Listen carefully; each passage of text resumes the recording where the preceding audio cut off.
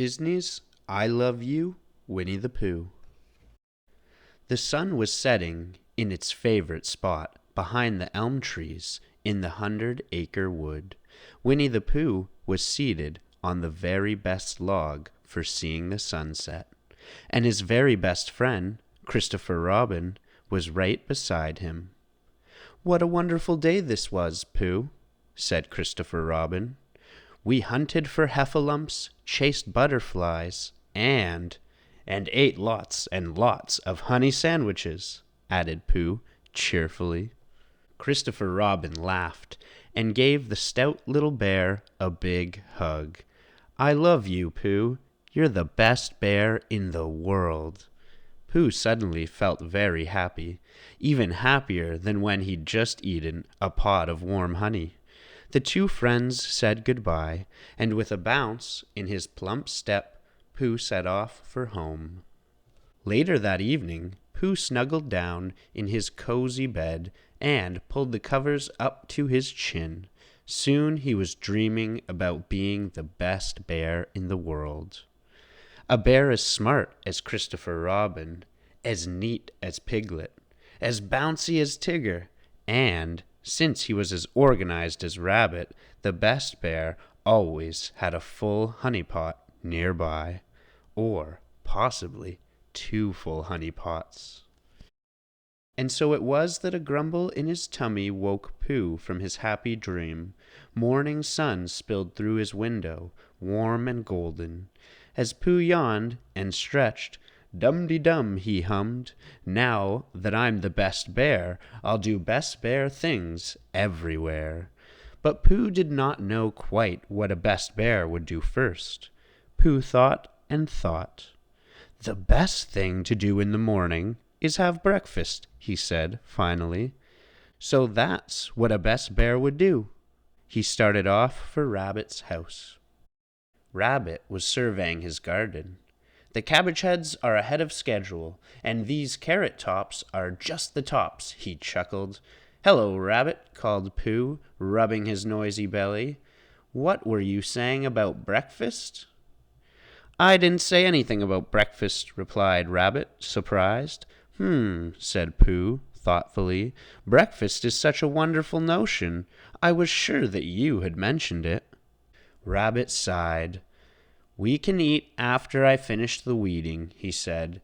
"It's next on my list." Rabbit was proud of his list. He had rewritten, scratched out, erased, undone, and redone the list so many times that he knew by heart, without even checking, what came next. And Pooh knew just what a best bear would do next. "Let me help, Rabbit," said Pooh. Then he began to pluck and pull and pull and pluck until— "Oh no!" cried Rabbit. "You've picked all my spinach."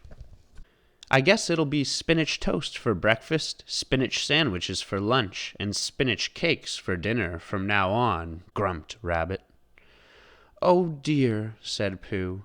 He had only wanted to help his friend. Then a gentle rumble in his tummy made Pooh think that maybe he could still be of help.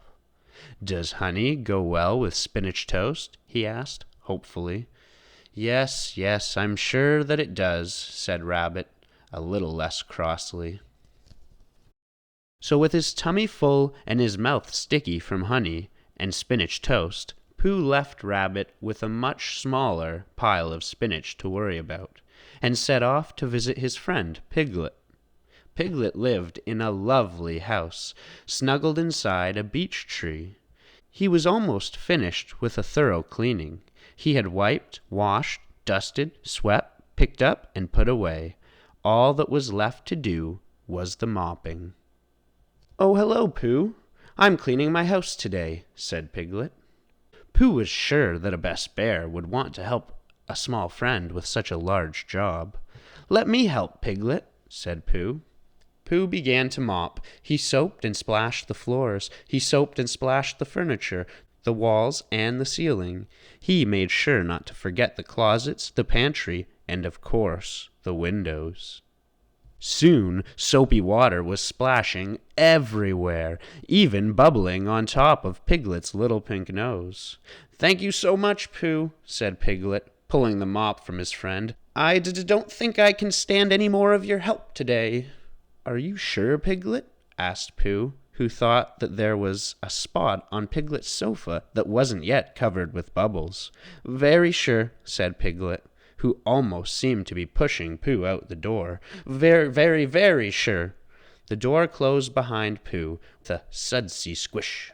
Pooh sighed and rubbed his head. Had he really been a good helper? A best bear in the world sort of helper? Pooh walked through the field outside Piglet's house. With a flash of color, a butterfly fluttered nearby. Pooh followed the butterfly through a valley of bright wildflowers until it landed directly on top of Eeyore's nose. "Hello, Eeyore," said Pooh. "I've been following your butterfly." "Of course you are, Pooh.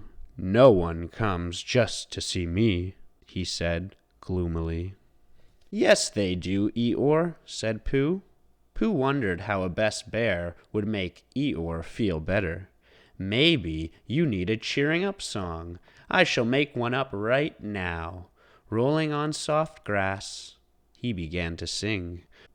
"Oh, the 100-acre wood, the honey is most especially good. There are butterflies to catch and silly games to play. There's a tigger to put a bounce in your day, and a piglet's hand to hold as you chase the heffalumps away. And did I tell you? The friendliest, bestiest, snap-crackliest donkey named Eeyore lives there. Hooray!" Pooh looked at his friend. Eeyore's frown was as long as ever. "Oh, bother," said Pooh. "I guess my cheering up song didn't work." "It cheered me right up," said Eeyore in his usual grumpy voice. "Some people get cheery just on the inside." "Oh, dear," sighed Pooh. He didn't know what to think now. With little bounce left in his plump step, Pooh set off for his thoughtful spot. Pooh wasn't at all sure that he really was a best bear after all. He was softly humming a cheering up song to himself when Christopher Robin arrived. "Christopher Robin, do you think that a bear who was trying very hard to be a best bear would get his friends wet or gloomy or spinachy?" asked Pooh.